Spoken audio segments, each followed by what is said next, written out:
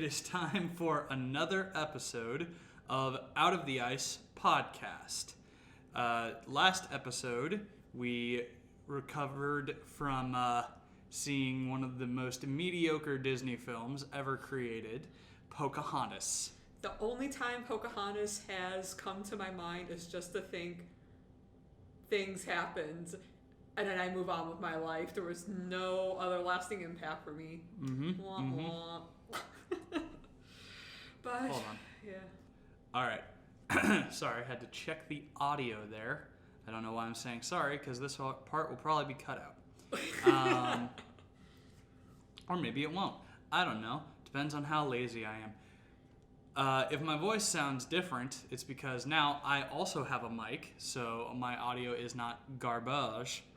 And also, this time, my friend and co-host Kat is actually visiting. She just waved at the microphone. I want everyone to know that she just waved at the microphone. It was like a large smile pointing at the mic, like eyes locked on the mic, both hands waving. Look, I have to pretend, I almost have to pretend I'm talking to someone so I can feel more natural. And I want to be a more animated person, so this feels better. Okay, I just want everyone to know that she did that.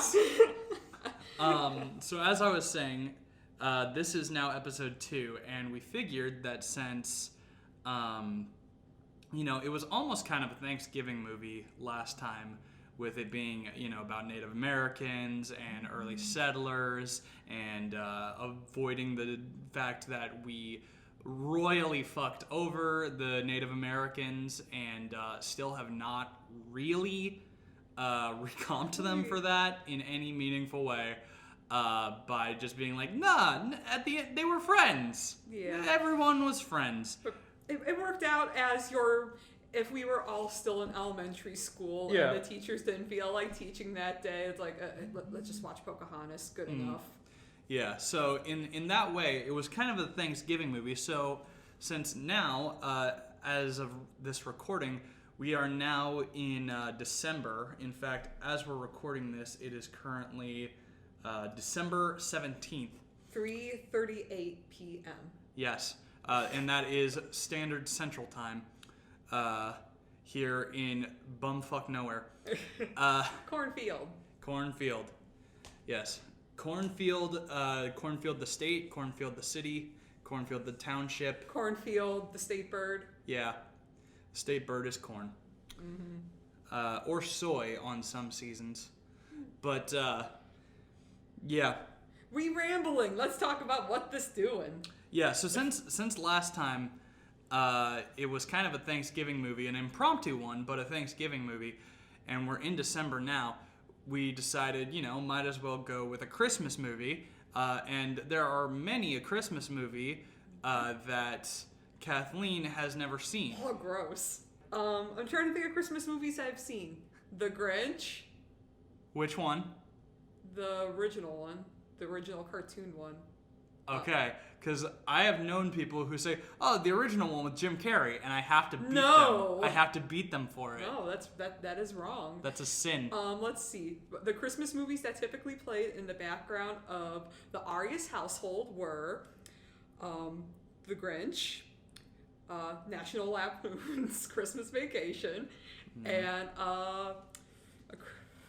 what is it, A Christmas Story? I've never actually sat down and watched that whole movie through. I know scenes, but are you talking about A Christmas Story? Yes. With Shoot Your Eye Out Kid? Yes. Okay, because a lot of people confuse that with A Christmas Carol. Yeah, no, I haven't with seen Scrooge. that. I have not seen that. Of course you haven't.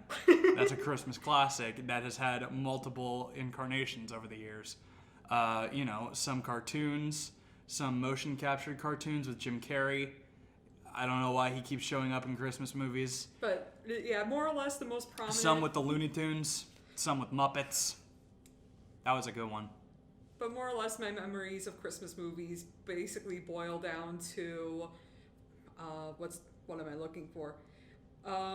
Getting your tongue stuck on a pole and a cat getting electrocuted. That's about all what I think when I think Christmas movies. Yeah. And Fragile. I don't remember that. Alright, never Okay, so He's so done with me. He hurts. You've seen Christmas Story but don't know Fragile. All right. Okay. Right. So the one that we're watching today is none of those, because that goes against the prompt of the podcast to watch shit that you've seen. No, we're watching one that is arguably more of a Christmas classic than most of those, except for maybe The Grinch, and is played multiple times in the Christmas season on multiple networks. I'm pretty sure. Like, I know ABC Family does it, but I'm pretty sure like NBC has done it. I'm sure like BBC has done it, and it's by the two-man-headed team that was called Rankin Bass. And for a long time, I thought it was Rank and Bass. No, it's Rankin/Bass. Rankin Bass. And the movie that we are watching is Rudolph the Red-Nosed Reindeer. So in the song where it asks, do you recall the most famous reindeer of them all? When it comes to cat, the answer is no. No, okay. So this is what I know about this movie. It's about Rudolph. He had a very shiny nose. He was bullied until he wasn't, and then went down in history. And that's all I know. Mm-hmm. Yeah. Well, there's more to the story. Involving snowmen. Okay. Abominable snowmen. And elves. I mean, it makes sense. Otherwise, this would be a very short movie. Santa. And a Charlie in the Box. Charlie in the Box? Charlie in the Box. What's... Also a few toothaches. Some dentistry. And a chimera. This is not sounding like a Christmas movie all of a sudden. I can almost connect the dentist because, okay, you eat a lot of junk and candy during the holiday season, so maybe you gotta go visit the dentist after it's all said and done. But a chimera? Yeah. Okay. Yeah. I didn't know we had a final boss in this movie, but all right, let's go. Oh no, that's not the final boss. No, the final boss is something incredibly different. That's the Bumble. The Bumble. Mm-hmm. Her face is so confused. Sorry for the coughing. I'm a little sick, ladies and gentlemen. But her face is very confused right now. Hand is covering the mouth contemplatively, looking down, covering her face, shaking her head. This is a play-by-play. So yeah, Charlie in the Box. Make sure you look for Charlie in the Box during the movie. Everybody, I think, knows why I'm talking about Charlie in the Box, because it's one of the most what the fuck moments of the movie. When Charlie in the Box is around. I just put in my notes for this episode. Charlie in the Box, Chimera, WTF. Yeah. Well, you have to understand, this movie was made like either in the the late 60s or early to mid 70s. Mm-hmm. So the whole fucking movie is a stop motion acid trip. Not as much as a stop motion acid trip as the Mrs. Claus song in Santa Claus is Coming to Town, which is another one we'll have to watch someday. But it's a bit of a trip. Oh, I meant to ask this. So, because I, of course, not knowing anything, is this like a cartoon or is it like... It's stop motion. Stop motion, okay. Yeah. No, like, I haven't looked up confirmation on this or anything, but if Nightmare Before Christmas was not supposed to be like a sort of Black Mirror parody send-up tribute of like the Rankin Bass shit, I would be astounded. because Nightmare Before Christmas is all about like the Christmas stop motion shit being perverted by Halloween macabre shit. And the whole thing of Christmas and stop motion coming together and being melded was Rankin Bass. So there had to at least be some inspiration or someone on that fucking team realized, basically making another Rankin Bass, except it's fucking weirder. It's weirder. It's bugging weirder. All right, so More spoopy. More intentionally spoopy. and obviously, so they had to add all this WTF stuff to lengthen this movie. About how long is it? I think it's around like 52 minutes. Okay. Let me check. Because actually I found out, and I assume because the site is pretty well known that it's doing this legally, but Daily Motion just has the whole movie on it for free. Okay, nice. It just has it for free, and let's see if I can get to Google. 1 second.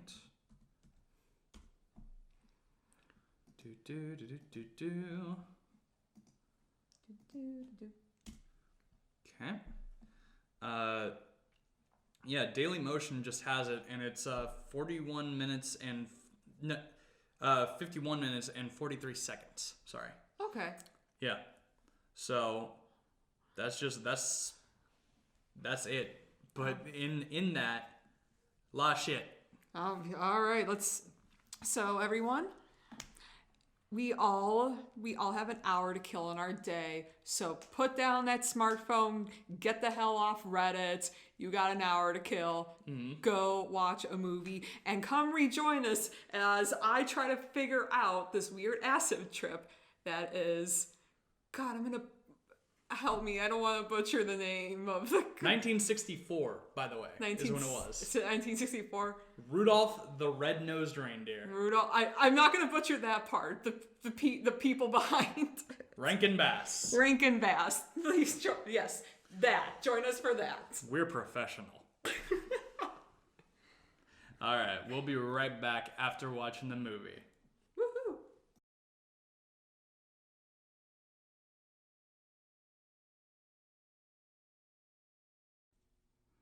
All right, we are now back. I hope we're all feeling that holiday spirit after watching our classic Christmas movie. I know I am. No, wait, that's bile. That's bile, everyone. I'm about to throw up. I watched the movie, and yeah, it feels like Christmas, but I'm pretty sure my years of retail have killed any holiday joy that I have once felt as a child. But we're not talking about that right now. We're talking about the movie. It has all of the classic Christmas staples of feeling ostracized, bigotry, threat by being devoured by carnivorous monsters, and Charlie in the Box. It definitely felt like a Christmas movie. So like some general thoughts that I jotted down about the movie, with not even addressing the actual plot and the moral that was banged into our heads throughout the whole movie. So the movie shows its age first off by the beginning showing off all those newspaper headlines, because newspaper is dead. Yeah, I mean some newspapers seem to not understand that they are now undead shambling corpses that don't even seem to have the decency of just saying brains, but they're really just lying to themselves. So other things I noticed about like the movie itself, was I like imagining things, because maybe I'm just, again, I didn't grow up with older movies, like noticing a lot of smaller sound effects were absent, like characters are moving through the snow, you don't hear anything. Yeah. There was a specific instance I remember seeing Sam the Snowman like putting his umbrella down the snow, and it made no sound. I don't know if that's the version that Daily Motion has as the file, or like, because there are different versions, different remasterings, different things. I think there's even some that, like, you know, add things. But so there's different versions of the film, but yeah, I do notice that, like, you really only hear like a snow crunch when, like, it needs to have an emphasis, like when the pickaxe falls into the ground, or when somebody falls ass over themselves. Yeah, it was kind of honestly amazing for me to even notice that, because I guess you don't really think about it when you're watching movies or playing games now. Like, it's just always present. Yeah, and I think, like, because this was, like, what did I say it was, like 1964, 69, something like that. Like, this is early on, and it's a stop motion film, and I think this was relatively early on in Rankin Bass's stuff, because I think as they go on, that sort of Foley does start to appear in their later productions and stuff, because they got a bigger team and they learned more, honed their craft. But also, like, it's definitely, the Foley is there when it absolutely needs to be. Yeah, and I noticed that, like, when it's like they had jingle bells and they shake it and it jingles. Yes.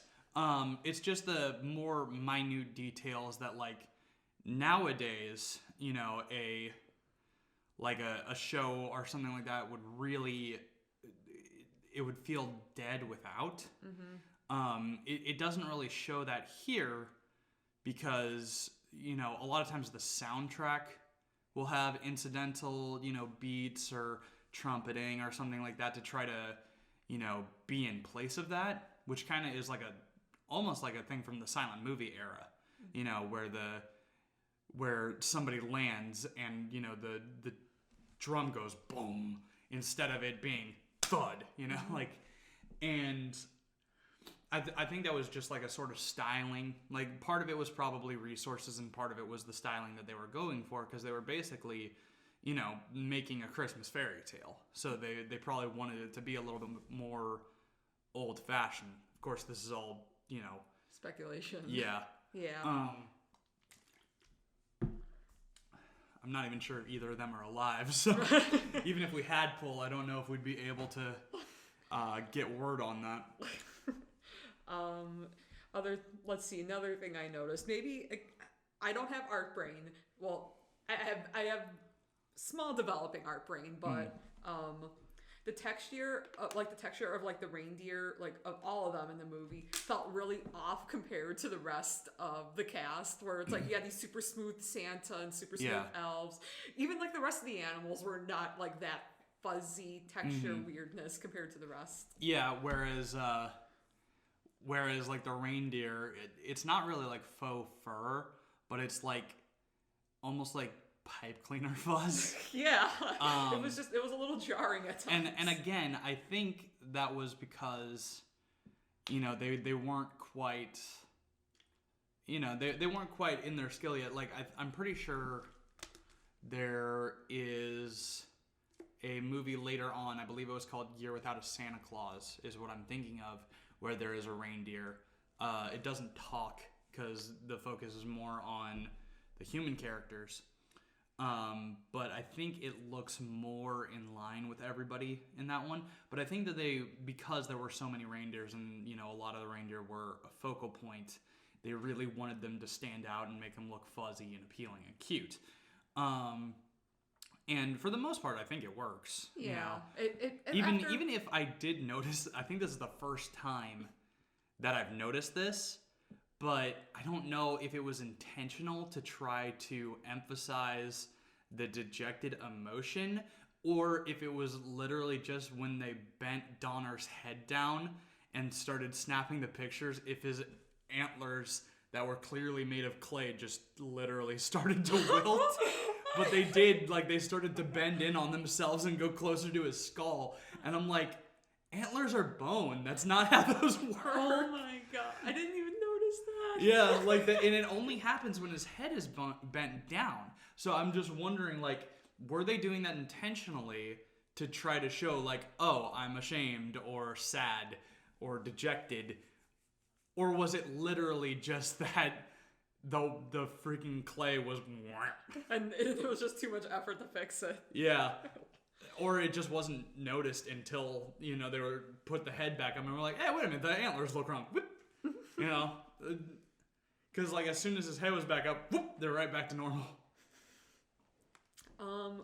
And my last thought that had to do with things that aren't just like my general overall thoughts about the movie and the plot was in big letters in my original notes of this, when, you know, we're like at the beginning, it's showing like all people involved in the movie and whatnot. And the second that I saw Burl Ives, like I wrote in big letters, Burl Ives, because I'm like, I recognize that name.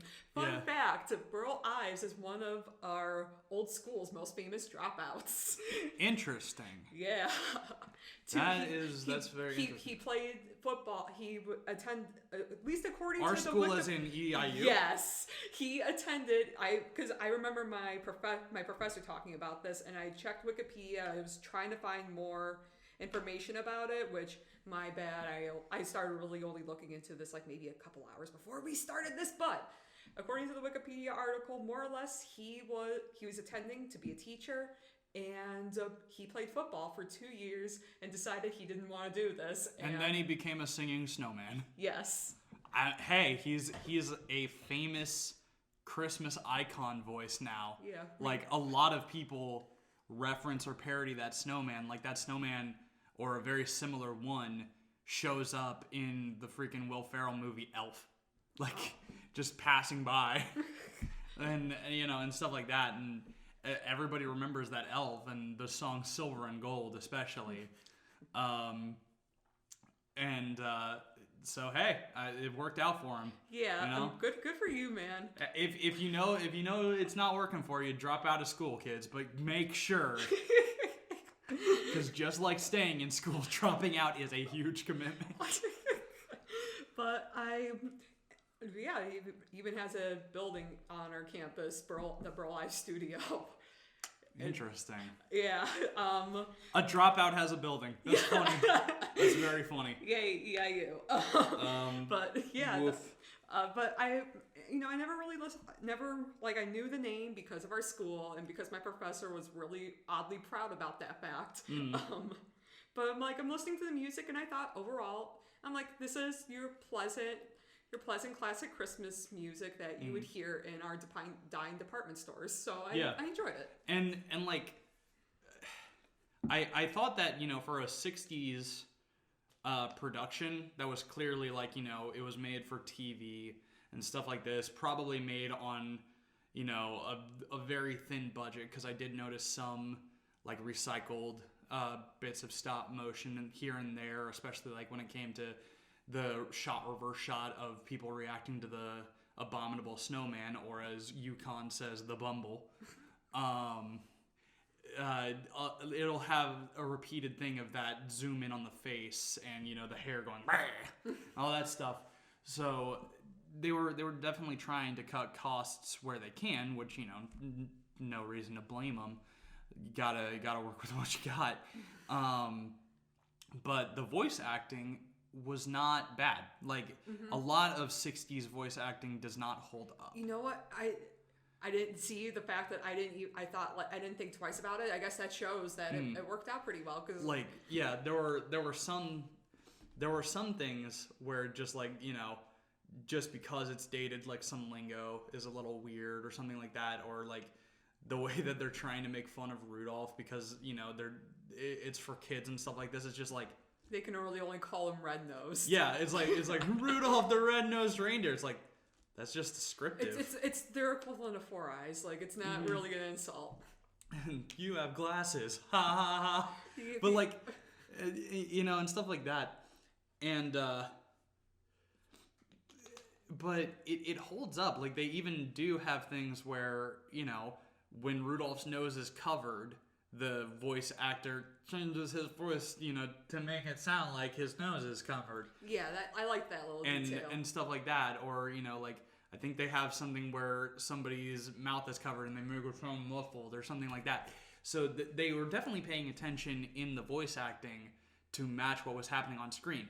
Now, in some areas, the lip sync was a little bad, but again, it's hard to match stuff up in stop motion. Yeah, anything, honestly, as far as like syncing, almost anything from like pre-2000s, I almost automatically give it a pass. Yeah, like who knows how much budget they had allotted to do, redos or stuff like that, or whether they did the voice acting first and then stop motion to it, or if they did the stop motion first and then voice acted to it, like you do with an anime. Who knows? Like, we don't know what their process was, and most of the time it's fine. Like, you don't notice it too much. You just kind of sometimes it goes a little Godzilla-y, where just the voices don't match up quite right, and your brain starts to go, oh, wait a minute. But it doesn't. It didn't really take me out any sort of, like, I didn't feel like unimmersed at any point. Though I will say this, remembering how they have Santa and Mrs. Claus in most of the other Rankin Bass productions, this is not those two. Like, this Santa and Mrs. Claus are not the established Rankin Bass Santa and Mrs. Claus. Like, they are much more like old school, like Italian or German, vaguely on either side. Like freaking, they call each other Mama and Papa. I thought that was so, like, I'm like, why are they calling them? And that's a little weird, because like normally that stuff would be done for the kids. Like, oh, the kid calls this one Mama, this one Papa, so just essentially for internal consistency for the kid, we'll call each other that too. And sometimes, like, they just get into the habit of that, and once the kids are out of the place, they still call each other that just because it's normal now.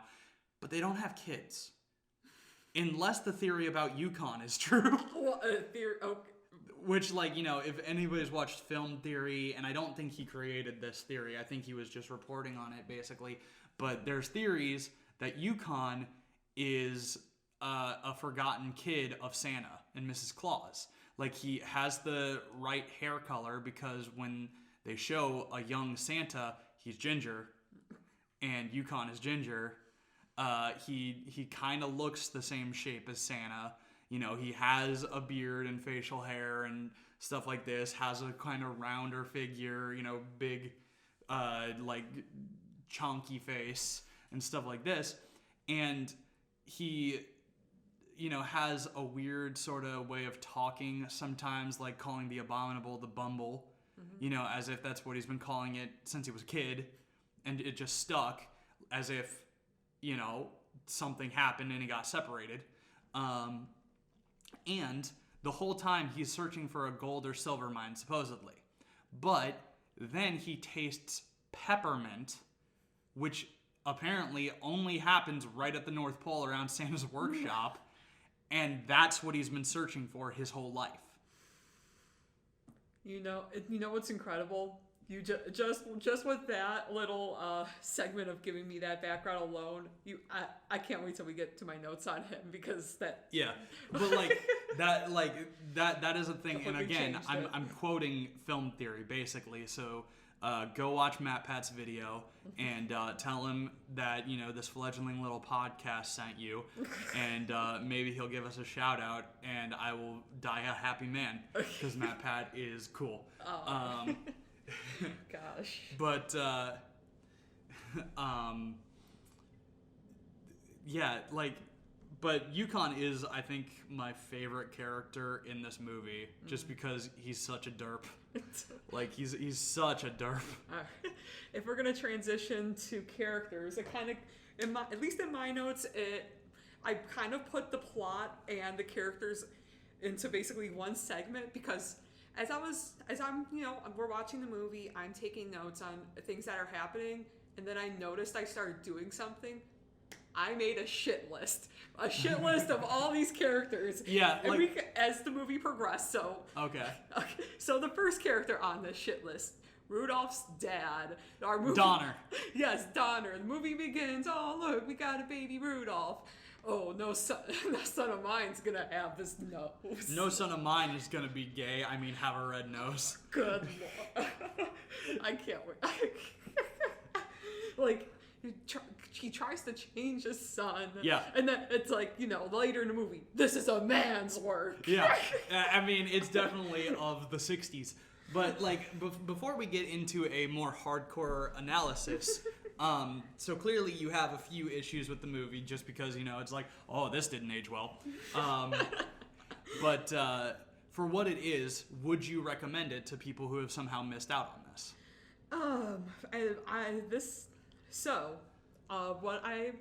What I would say on it, if in the far, far future, if I were to have my own little cats running around my house, sure.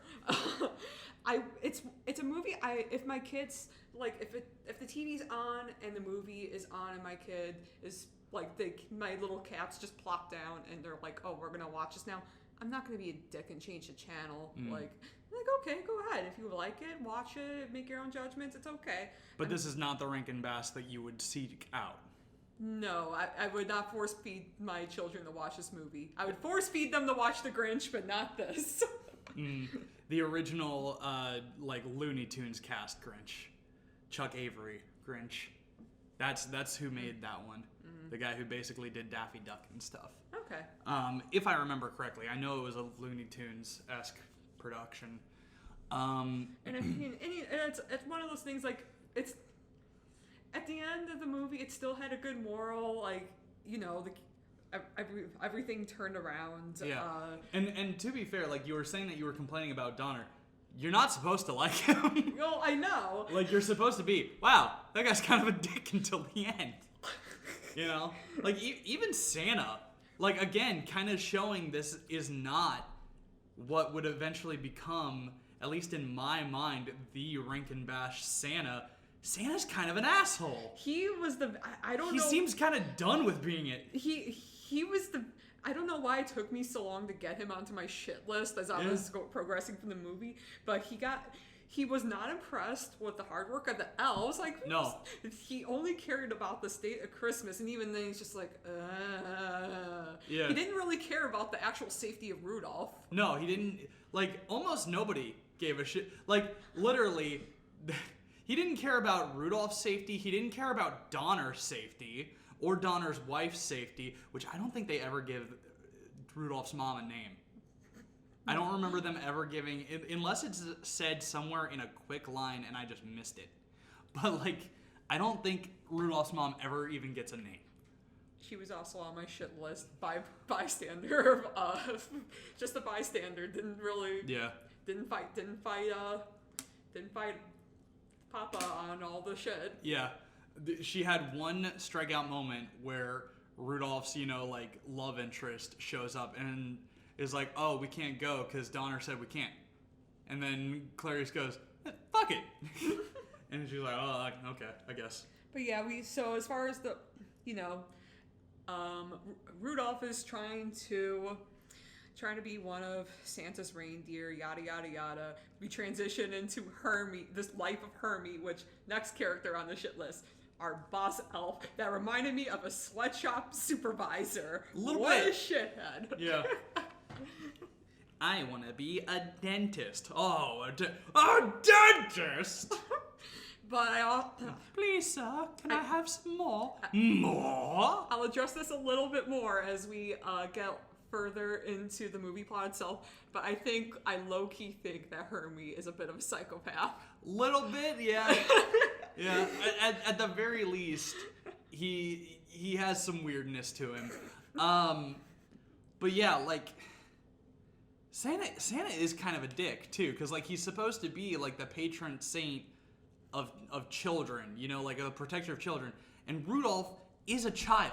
Mm-hmm. Let's not forget this. He is a little kid of a reindeer, and literally as soon as Santa sees the red nose, is like, oh, what is this? Oh, he'll never be a reindeer on my sled. Like, you should be ashamed of yourself, Donner. Like, damn. Wow, Santa. Like, all right, you're gonna lose your saintship.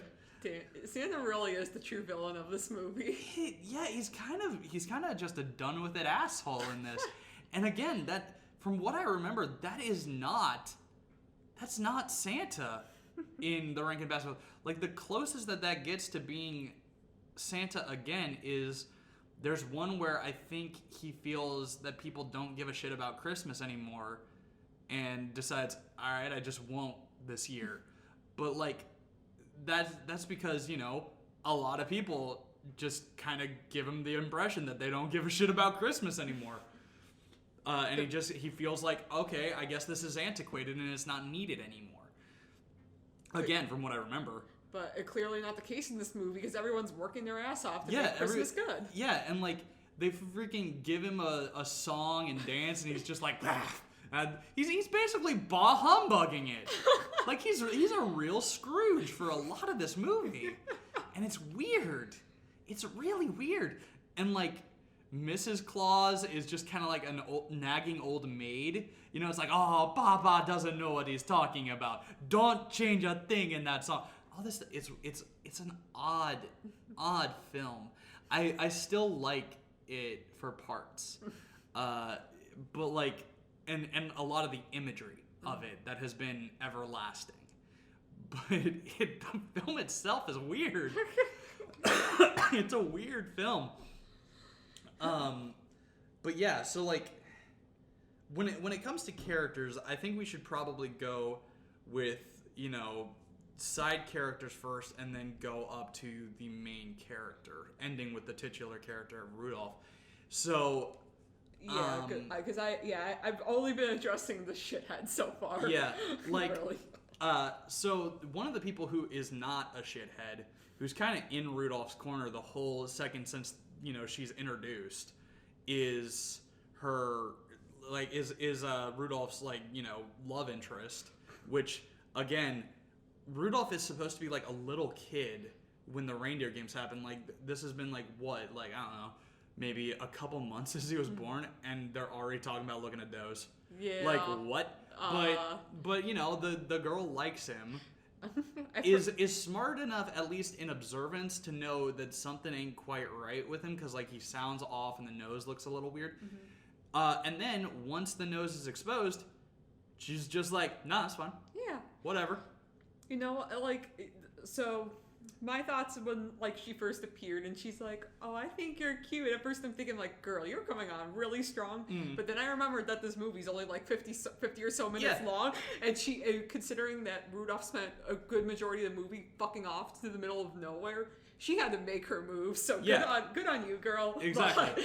But you know, yeah, like, she was in Rudolph's corner. She was a sweet girl. I'm like, okay, I don't got any complaints about you. You were cool. Yeah, and you know, again, she kind of has a little bit of, you know, independence and power to her when she has a little bit of screen time, because sure, it's during a narration by the snowman, but literally the Rudolph's mom was just gonna freaking cry about not being able to go find her son, and then she busts in and is like, yeah, no, we're going.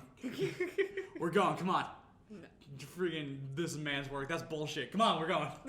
Gonna go find my man. Gonna go find your son, my man. Like, I'm like, all right. I kind of wish that we had seen a little bit of their adventure, you know, because the next time we see them, they're somehow damseling in distressing. Yeah, somehow they've met up with Donner, meaning they probably met up with Donner on the trail. And they had to come to terms with, like, no, we're here. You're just going to have to deal with it, which would have been an interesting scene and could have been some character development for all of them. But then they somehow all end up in the Bumble's cave, about to be nommed. Mm-hmm. Like, but, and then, like, a lot of the elves are kind of just non-characters, you know. Literally all the they're just the elves. peanut gallery. At least some of the male elves, I noticed. At least some of them had there were a couple variations of them. The girl elves all looked literally exactly the same. Yeah. Glasses elf that says we don't like to brag. That's his whole thing. That's his big part. Mm-hmm. And then he gets shoved in a sack. Yeah. Does he die? We don't know. But you know, like, but then we've got Fireball, who is a named character. Oh. Yeah, the friend elf. The friend reindeer. Friends. Yeah, it's like, oh, we're gonna be friends, and then knocks off the nose, and is like, ah, you're a freak, a mutant. Ah. God, it's elementary school all over again, folks. And that's what it's supposed to be, obviously. Like, it's supposed to be a schoolyard bullshit nonsense. But I find it so weird that it's like, here's this name character, he's gone. You're right. I don't think we see Fireball again. You don't really, like, unless one of those more grown-up reindeer that, like, make fun of him as soon as he's back is supposed to be Fireball, but none of them have, like, the tuft of hair. Yeah, none of them are... Wait, did Fireball even have any distinguishing features? Yeah, he had a tuft of hair. He had a tuft of, like, light hair, which I assume is what he's named for. Dude, this probably sounds kind of awful, but all the reindeer except for Rudolph basically look the same. Wow, that's specious. But and like it's funny too because like Rudolph shows some natural talent. Like he flies immediately. Like he flies immediately through the power of she thinks I'm cute, but like she does it. He does it and lands on his feet and stuff like this. Doesn't fall over like a bunch of other reindeer do and stuff like this. So clearly he has talent, but because he has a different nose, like literally the adult, freaking Comet, the coach, says we're not gonna let him in our sports ball. Like I'm like, all right, you're fired as a teacher. Well, maybe not in the 60s. Yeah. But nowadays, that shit wouldn't fly. Go to the superintendent with that. That guy's losing his job. So much of a soccer mom here said, ooh, yeah. His ass is gone. Yeah. Karens would not let that stand. Mm-mm. Maybe in almost some... No, I was about to say maybe in almost some sort of way that Karens are the superhero of this era, but no. God, no. I forgot. No. Memories of retail just came back. The irresponsible vigilante, maybe, but the superhero, no. Don't give them that ego trip. They don't need any more. But, yeah, like, I also find it funny that, like, we see Donner, we see Comet. I don't think any of the other reindeer have any. Oh, no. Like, maybe Blitzen is mentioned one time. Maybe not. But, like, maybe I'm just remembering that because Blitzen is a cool name. But, yeah, like, I did think that the way that the snowman interacted with the story that he was telling was kind of interesting. Like, he'll say something about the Bumble and get scared and react to it, and then he's like, "Oh, right, I'm telling the story." But I think that's kind of a cute little feature because he's telling the story to someone, which I assume it's a kids movie. He's telling the story to kids. Yeah. So like being scared and all animated like that, Mm-hmm. that's what a good storyteller does. Yeah. So Sam was good. Yeah. Sam the snowman. Yeah. And then we have Hermie the dentist elf, who literally at one point is working on the teeth of some of the most terrifying dolls I've ever seen. Mm-hmm. And like, it's funny too because he's like, "Oh, I'm fixing this doll's teeth," and then the guy goes, "We don't need chewing dolls." Mm-hmm. I'm like, "Oh shit! Does that mean like if he did make those have teeth, they'd start biting kids? Is that how that works? The features that you accentuate is what the doll becomes? Is that how Santa magic works? Hermie, what have you done?" They should have just let this slide because Hermie just wanted some teeth to work with. He wanted to make those teeth with dolls. Okay, freaky but weird, but it's a lot less bad than the shit that went down later in the movie. Yeah, like, I don't know, like, and then you have my favorite character, Yukon Cornelius, who is introduced with a bunch of cute stop-motion doggos. Oh, how did I forget about the doggos? Yeah, the stop-motion doggos, who then decide, now we're done with this, you're pulling the sled. I should remember that because I wrote down in my original notes, I'm like, this is such a Buck and Nacho move. Yeah, Buck and Nacho are her garbage dogs. They're great dogs. It's a Chihuahua and a we don't know what. He is a weird terrier mutt, and we love him. Yeah, Buck is less garbo than Nacho, but still garbage. But they are very, very lazy and would very much would want you to pull their asses instead of the other way around. Yeah. But, you know, like, Yukon is kind of cool. He has a gun. I don't think he ever uses the gun, but he has a gun. I was wondering, I was going to say, I'm like, he has a gun. Is he going to use it? But then they never addressed the gun in the movie. No. So I'm like, all right, if you're not going to address the gun, it's not going to get used. Yeah, no, they never address the gun, but he's got a gun and a knife.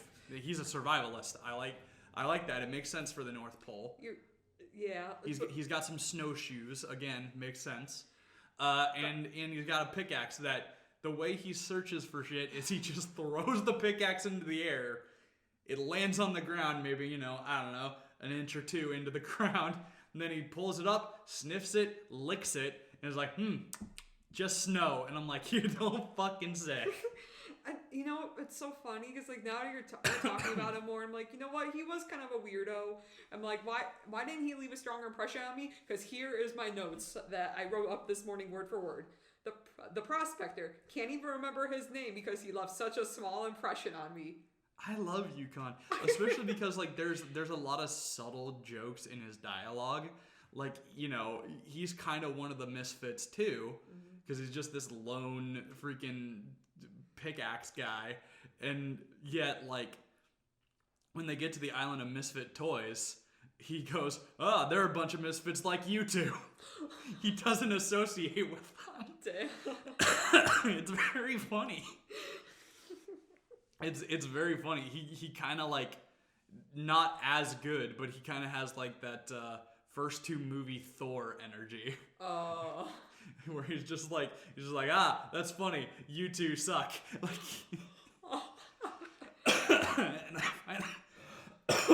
sorry, still sick. But I find that very entertaining.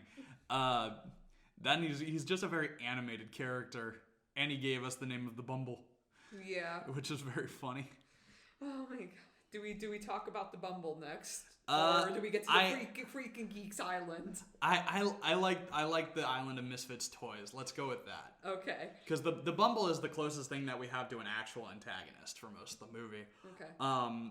But like, the Island of Misfit Toys, starring Charlie in the Box. Oh god, Charlie. I love Charlie in the Box. I want freaking Edwin voiced motherfucker. I want a Charlie in the Box toy. I do too, and I don't think they make that. I don't think they make that as merchandise. I'll check real quick right now. I don't think they do. Between your art boy brain and my crochet brain, we can figure something out. Yeah, we can make a Charlie in the Box. I could draw up plans for it, but like, I don't think they ever made a Charlie in the Box. That is, I'm trying to think. I'm wrong. They do. They do. They have it as Christmas decorations, and they have a bobblehead. They have a figurine. Okay, they do, but they don't. It doesn't seem like they have a functioning one. Oh, damn. They don't have an actual Charlie Jack in the Box. Oh. We might. Did you find one? This is an action figure. Does it actually have the thing? Press button on the side to hear me talk. Repeats 5 phrases. Feature pop-out action. Okay. Yep. We basically already exchanged Christmas presents already, but next Christmas, my dude. Yeah, next Christmas. Next Christmas, one of us is getting a Charlie in the Box. Yeah. Okay. I was wrong. I was wrong, and I'm glad I was wrong. I'd just never seen one in any store I'd been to.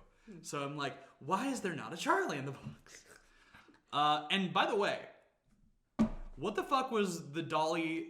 What was wrong with her? Yeah, what was her problem? Yeah, she looked fine. Like, her whole thing was a dolly that says, how do you do? What's the issue there?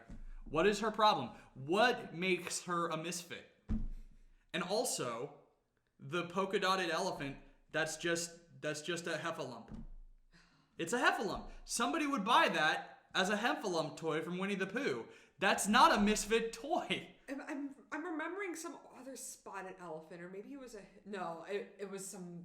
I'm remembering a different kid's I cartoon. know that there are tons of like plaid plush elephants, like elephant soft toys. Okay, but I mean, it's an elephant with polka dots. Who cares? Yeah, like somebody would buy that. Like a lot of those things, like kids would use those. There's no reason for them to be misfits, and I feel like the scooter with the little face looked fine. Yeah, the scooter was fine. Nothing wrong with that. The train that has 4 square wheels. All you need to do there is just take, a little bit of a whittling knife and fix that up. Ah! Like that. He's a toy. He doesn't feel pain. Like Toy Story has entered the chat. He's not real. And like, but that could easily be fixed. Just give it to the elves. Or I kind of feel like the freaking winged lion chimera thing just makes judgment calls. And then tells it, oh, poor toy, you're a misfit. Come with me. Like, I feel like a lot of those toys just didn't get a chance. The only one I can see that's really a misfit is the boat that doesn't fucking float. And that's just called the manufacturer's error right there. Has a hole in the plastic or something. But like the cowboy that's riding an ostrich, that's a fucking Halloween costume. I know that's a Halloween costume. Yeah, okay, and think about back when we're kids, some of the weird shit that my sister had a half-broken watch that was one of the main characters in her toy adventures. Yeah. Like, kids make toys out of it. Like, we have... Forky. Yes. From Toy Story 4. Yes. Prime example. Anything can be a toy. Yeah. And that is an actual toy. Yeah, kids will mix their Pokemons and Digimons. Like, they don't give a shit. Yeah, that's how fanfictions start. Oh, no. Hey, kids, ready to feel some weird feelings for the first time? No. I wish I had something that I could... Here you go. My bottle's empty. Ow! Oh my God. Are you okay? Yeah, I'm fine. Ow, that hit me in the hard plastic part. I'm sorry. Let's see how that looks on the audio. Looks good. But, oh God, I'm bleeding. No, he's not. No, I'm covered in water though. There were flecks left.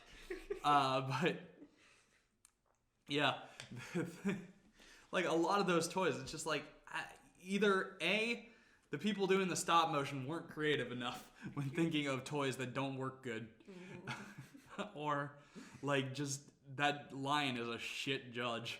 And speaking of our Chimera lion, I literally don't even know what to think of him. Never explained. Never explained. He's not really expanded on. It says it's the king of this land. And the lion also says, oh, this land is only for misfit toys. And then gives them a house for the night. Like, I don't understand. Like, what does the ruling of this land mean? Like, you have a castle. Who built it? Like, like, do you get taxes? Do the toys have to pay? Why did the toys need a fire, like a campfire? How was the campfire working if the logs were wet because it was on snow? Like, why do they need heat? They don't have blood to heat.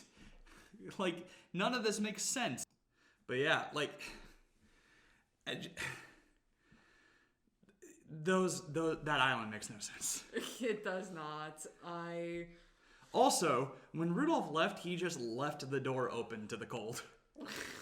Like, letting all of his friends freeze to death.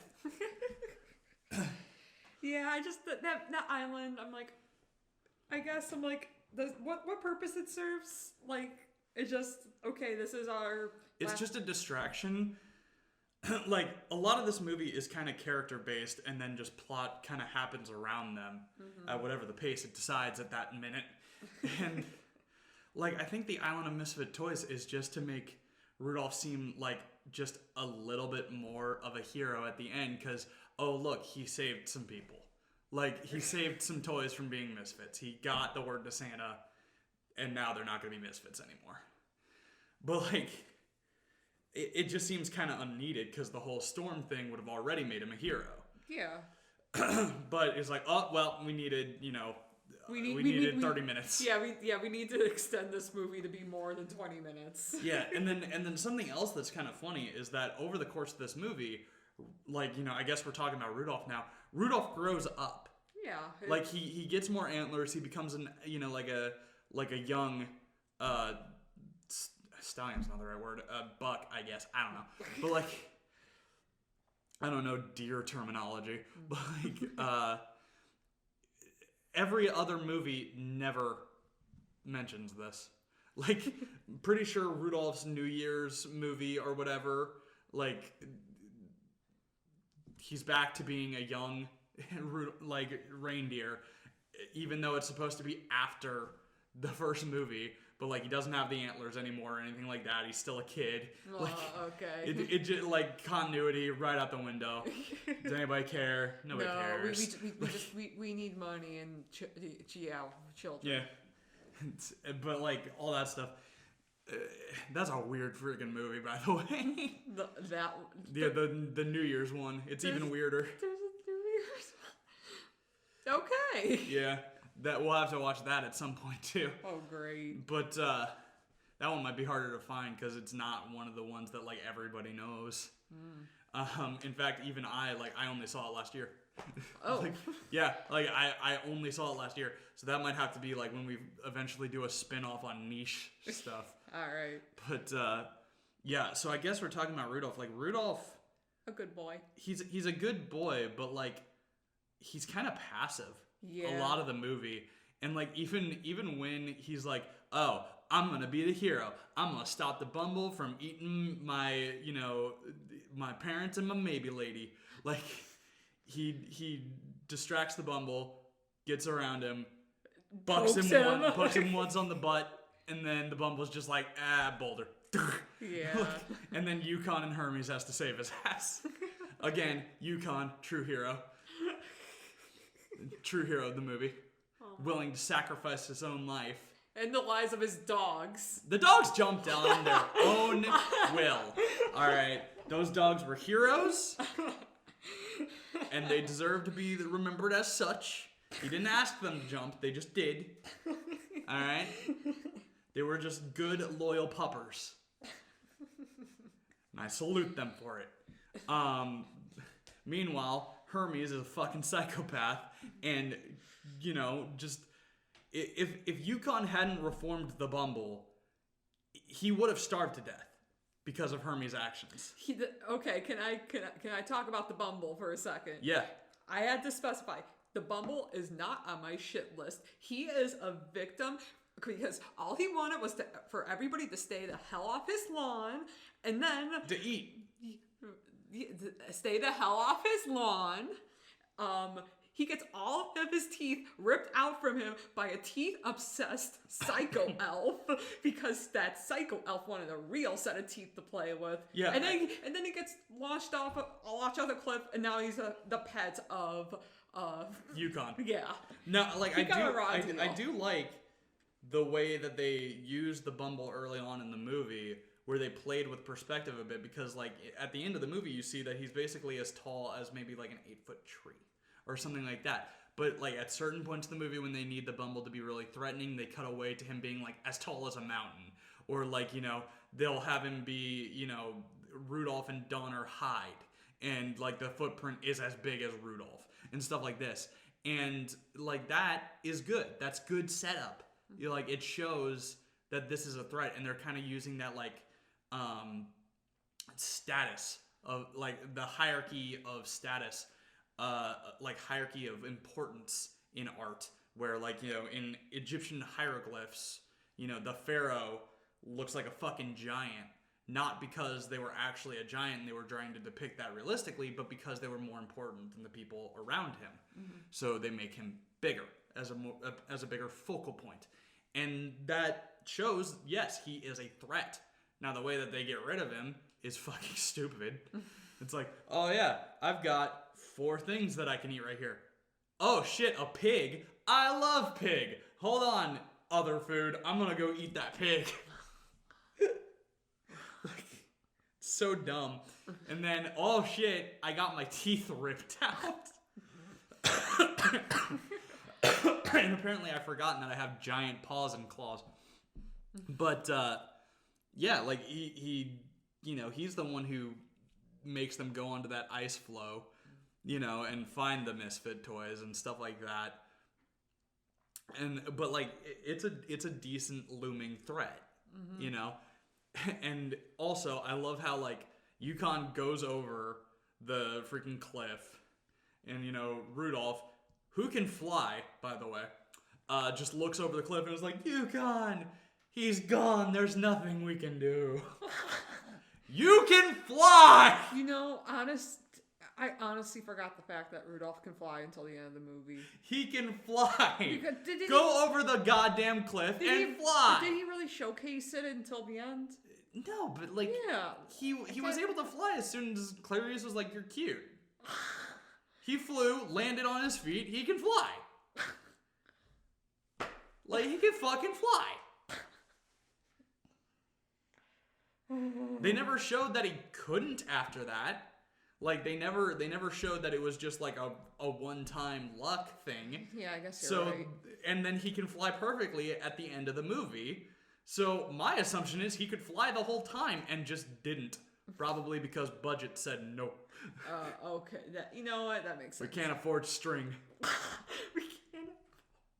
It's stop motion. How do you think they make him fly? No, I'm saying just the idea of a studio not being able to afford a piece of string, but then I thought about the work that it would take to make sure everything turned out okay. Yeah. I'm like, okay, I understand that. You're gonna need at least 2 pieces of string. And long pieces. It's gonna break the bank, people. Yeah. And it's gotta be that good string, like that Invisowire string. Otherwise, it's gonna show up on the film. Can't have that. Can't have black string. It's gotta be clear. Or very, very fine white. Think they have Photoshop? Get rid of that? No. Gotta do that by hand. Paint that film strip. Can't have that. It's so ridiculous. But yeah, like, it literally, they never show that he can't fly after the first showing. So there's a ton of times where I'm just like, you can fly, dumbass. Fly away. Yeah. Like, oh, I guess I gotta go on this ice floe now, all on my own. You can fly. Like, good God. Oh, I'm gonna try to run around the bumble and buck him. You can fly! Fly and knock over an icicle and impale the fucker. I'm gonna try to jump over all these traps. Oh wait, I'm a dragon and have wings. Yeah, that's a story from one of our D&D friends who played a Dragonborn, begged the DM that she was a Dragonborn that had wings, like working wings, and then had to do a bunch of acrobatics checks, like on a bunch of pillars over lava, and like only managed to do it by the hair, like of, like the hair of a chance. And then right after that, I was just sitting there and I went, don't you have wings? And she just was like, face palm, and then was like, don't look at me. Don't look at me right now. I'm so embarrassed. First day D&D. Yeah. I was like, the whole time I was thinking, why didn't you fly? Yeah, that's Rudolph. Yeah. Rudolph the dumbass reindeer. There we go. Now that's a mean name we can get behind. Yeah. Rudolph forgets he can fucking fly idiot. Till the end of the movie when Santa says go. Rudolph gets the protagonist pass. He's not bad, but he gets the It's 60s TV movie pass. And if you could fly over stuff, there'd be a lot less threat. Mm-hmm. I just want to clarify because I was thinking about this as I was driving here. I was thinking of like an old game I'm playing, and I'm like, I did not like any of the cast characters, and I'm thinking about one character in specific that's the main character of this game, and I'm thinking, I didn't really care for him, but he wasn't super annoying. He gets the protagonist pass, and that's what I name it now. If you serve your purpose and you're not overly annoying doing it, you get the protagonist pass. Yeah, but I think the movie is very iconic. Like, the visual of it is very iconic. The visuals have become a staple of Christmas. The movie itself is fucking weird and very dated. And there are definitely other Rankin Bass movies that I feel stand the test of time better. But that is the one that I feel is in the public lexicon the most, because it's based on an already pre-existing song. You know, like, the character is very popular with children, you know, Rudolph the Red-Nosed Reindeer. And it does have some themes of, like, you know, it's okay if you're different. You know, you will find your flock, your pack, your group, and stuff like this. And, you know, eventually, maybe the assholes will realize, oh shit, I was an asshole. I mean, that's the hope. Yeah, that's the hope. You gotta hope for that. You know, because even Santa is like, oh shit, I was an asshole. Whoopsie daisy. My bad. Check yourself, Santa. Yeah, it's like, my bad. Want to lead? You know, like, and I kind of hope that Comet was the lead before, and he got booted. Oh, you know what? They never said that, but that would have been hilarious. See, and I said, like, I was thinking in my notes, like, he didn't get his dues. Yeah. I think actually, I accept that as it's canon now. Well, I think actually he replaced Donner, because Donner was on the ground saying, "That's my buck." So I think he replaced Donner. Even better. Yeah, and which also that leads up to something, because, like, you know, it's kind of assumed in the lore of Santa Christmas that everyone around Santa has kind of been given, like, this immortality, you know, associated with saintship. You know, like, he still has Donner, Dasher, Prancer, Comet, Cupid, Vixen, whatever the fuck the other ones are. Like, they're always there. But the movie is like, well, what's the matter? You want to be a reindeer on Santa's sleigh someday, right? And I'm like, that implies that the reindeer get replaced. As in they die and need replaced. Then why do we still call that? Are Donner, Cupid, like, are all of that, are those titles? Like, are they legacy titles? Or are those just specific reindeer? You get kicked off the immortality pass. Yeah. Freaking, it's weird. Like, because Rudolph did grow, but, like, does he then freeze in a lot of things like that? It brings up questions. Like, yeah, questions. To quote Bruce Wayne in, you know, I think Batman Forever, it just raises too many questions. But they probably, again, it's a kids movie though. They're like, they're not they weren't thinking of that. It was the '60s. Not everybody was obsessed with lore back then. You know, a lot of people just took it for what it was. We don't have the thing now where it's like, wait a minute, hold on, how does that work with the rest of the universe now? Because that wasn't really a thing. Yeah. You know, like, Star Wars hadn't come out yet. Like, you know, and the expanded universe hadn't been a thing for, you know, yet. And, like, I think the closest we had was, like, Lord of the Rings. You know, like, maybe the Silmarillion was out by then. But, you know, that was a book. And back then, books were for nerds. Oh, you know? Like, freaking the dad in a suit jacket, you know, smoking a pipe. He ain't reading no book.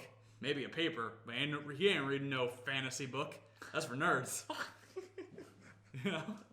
So, it was a different time back then. People just, you know, especially because, like, I think the 60s was right during the McCarthyism, so you were kind of expected to just take what you get and shut the fuck up. Otherwise, you're a communist.